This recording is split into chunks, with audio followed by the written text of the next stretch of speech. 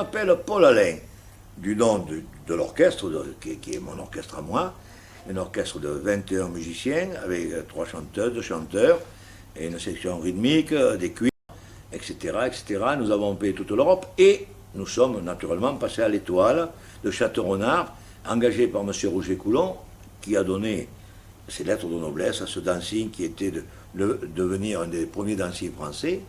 Nous passions environ, comme je faisais tous les 2 mois, et nous passions avec d'autres orchestres, et nous, naturellement, de 61 jusqu'à 1980. Après, il n'y a plus de bal à l'Étoile, c'est regrettable, et nous, naturellement, on a fait notre chemin ailleurs. Voilà. Bon, j'en garde un excellent souvenir, de très très très bonnes anecdotes, un public fabuleux, une réception fabuleuse, Monsieur Roger Coulon, fabuleux, Monsieur Benoît, qui était le propriétaire de l'Étoile, qui avait des pommiers, on ne le voyait pas souvent, l'essentiel nous a permis de travailler, voilà, et en même temps de devenir ce que nous sommes.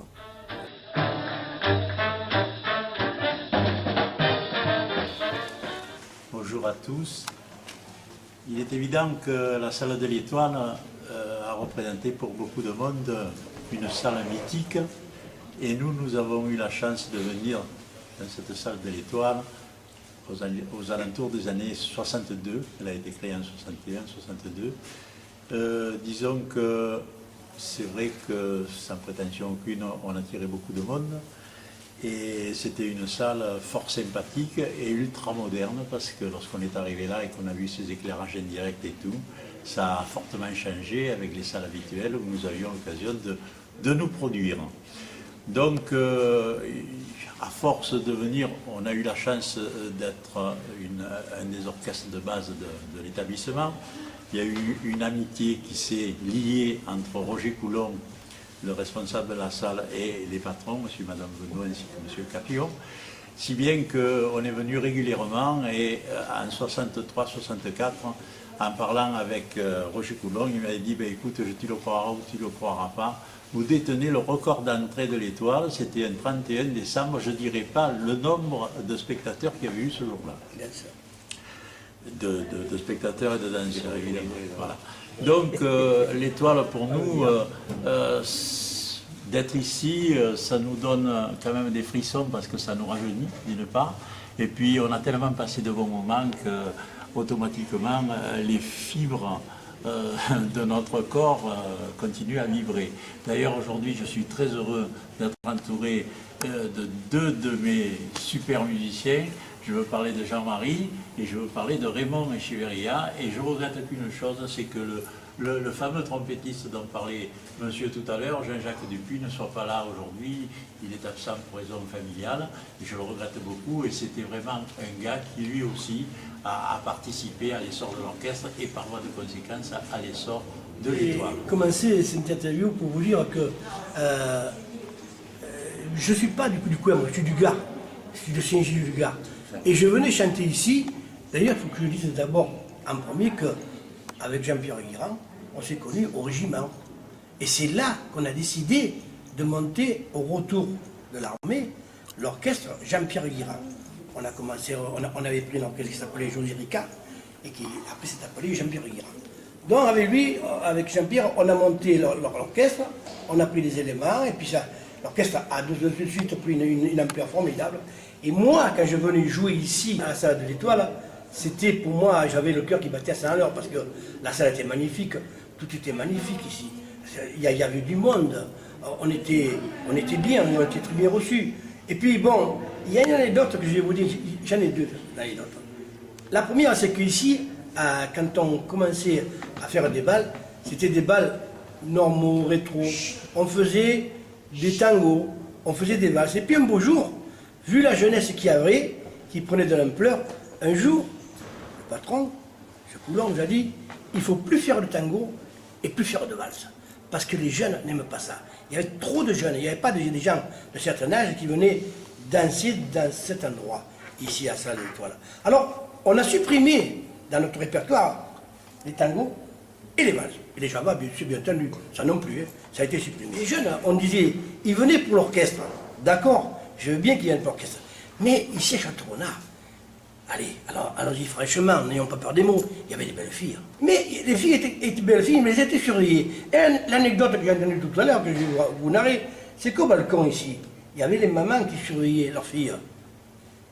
Et elles étaient là-haut, vous voyez, à la grille. Et pour pas qu'on voit de dessus les jupes, elles mettaient leur manteau sur la grille. Pour pas que les danseurs voient dessous. Alors, ça, c'est une anecdote.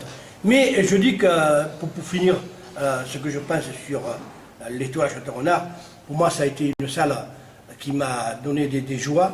Et elle était belle, on était bien reçus. Il y avait, vous savez, pour un musicien, quand on est bien reçu et qu'on joue dans de bonnes conditions, c'est le rêve. Tout le monde était gentil, le patron, les barman, tout le monde était...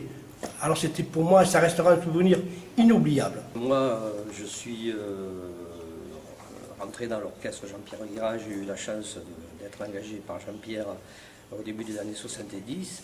Donc j'ai bien connu l'Étoile, j'ai énormément de souvenirs. C'est d'ailleurs ici que j'ai passé mes plus belles années de ma vie, puisque j'avais 20 ans quand je suis rentré avec Jean-Pierre et Jean-Marie. Et donc c'est ici que j'ai rencontré ma femme, qui m'a donné un enfant, qui est aussi musicien, qui a repris l'orchestre à ma retraite.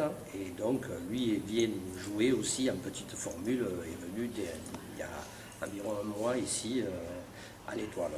Donc des souvenirs, j'en ai beaucoup.